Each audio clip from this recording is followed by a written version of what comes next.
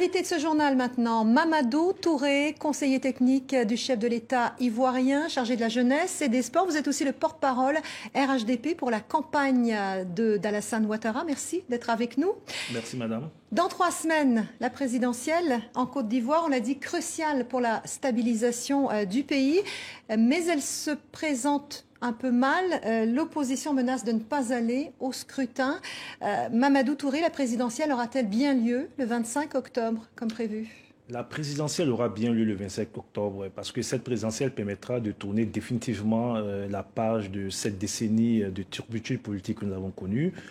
Je ne suis pas trop d'accord qu'on dise que l'opposition ne veut pas participer, puisque les partis significatifs de l'opposition, en tout cas le principal parti d'opposition, notamment le Front populaire ivoirien, dirigé par Fine Guessant, prend bien évidemment part à cette élection présidentielle. Alors on a vu cette semaine manifester à Abidjan des ténors de l'opposition, des grands rivaux d'ailleurs d'Alassane Ouattara à la présidentielle. Ces manifestants réclament la dissolution de la commission électorale qu'ils considèrent comme étant favorable au président sortant. Que ferez-vous si ces ténors de l'opposition appellent les électeurs ivoiriens à boycotter l'élection? Est-ce qu'il faut parler des ténors de l'opposition? Je pense qu'il faut relativiser. Charles Konan Banny, par exemple. Il faut relativiser. D'abord, ce qu'il faut retenir, c'est que la commission électorale indépendante, dans sa composition actuelle, est une forme améliorée de la commission électorale indépendante qui a été mise en place en 2010. Et elle a été faite sur la base donc, des indications qui ont été données par le National Democratic Institute. Et l'opposition participe à cette commission électorale indépendante. Je vous ai parlé du Front populaire ivoirien, principal parti de Laurent Gbagbo, qui est membre donc, de cette commission électorale indépendante. L'Alliance des forces démocratiques, coalition de partis d'opposition, est membre de cette commission électorale indépendante, qui d'ailleurs a reçu le satisfecit donc, de la représentante spéciale des Nations Unies. Charles Konan Banny et autres candidats qui sont plus ou moins des individus ou à la tête de micro-partis souhaitent aujourd'hui discuter et remettre en cause cette commission électorale indépendante qui, à notre sens, est déjà le fruit d'un consensus. Et ce consensus, aujourd'hui, doit nous permettre d'aller à des élections totalement apaisées, des élections transparentes, inclusives, et qui vont renforcer la démocratie dans notre pays. Alassane Ouattara, qui était en campagne dans le fief de Laurent Gbagbo, en début de semaine, a lancé un appel à la réconciliation nationale. Est-ce qu'il n'est pas un peu tard pour lancer cet appel?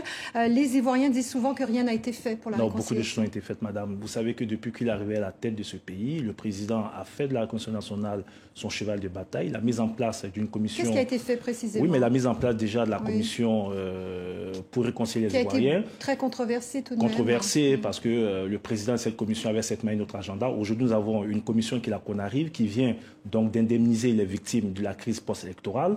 Ensuite, vous savez qu'il y a eu une requête introduite auprès de la justice pour la mise en liberté provisoire de certains détenus de cette crise post-électorale, le dégel des avoirs des opposants. Sur 300 000 Ivoiriens qui étaient réfugiés hors de la Côte d'Ivoire, aujourd'hui, vous avez plus de 200 000 qui sont retournés en Côte d'Ivoire. Le dialogue avec l'opposition qui a permis, comme je l'ai dit tantôt, la mise en place d'une commission électorale consensuelle et inclusive. Et donc, le processus de réconciliation est en marche en Côte d'Ivoire. Et les Ivoiriens ont cette forte volonté d'aller à la paix et donc de retrouver un pays totalement... Mamadou Touré, qui dit réconciliation, dit justice. Hein. Oui. On sait que le procès de Laurent Gbagbo doit s'ouvrir le 10 novembre à la Cour pénale internationale. Je rappelle qu'aucun membre du camp Ouattara, à ce jour, n'a été inquiété par la CPI. La défense de Laurent Gbagbo demande que ce procès se tienne en Côte d'Ivoire. Est-ce que ce n'est pas une bonne idée, finalement, que ce procès qui aurait lieu en Afrique serve finalement mieux la réconciliation? Écoutez, nous ne sommes pas maîtres de l'agenda de la CPI. Cette Cour est totalement indépendante. Elle décidera au moment opportun ce qu'elle fera, notamment l'endroit qui sera choisi pour le procès de Laurent Gbagbo. Ce qui est important, c'est ce qu'il faut retenir, c'est qu'il n'y aura plus d'impunité en Côte d'Ivoire. Ce qui est important, c'est qu'il faut la manifestation de la vérité. Il faut qu'on sache qu'est-ce qui a pu conduire à cette folie meurtrière dans notre pays.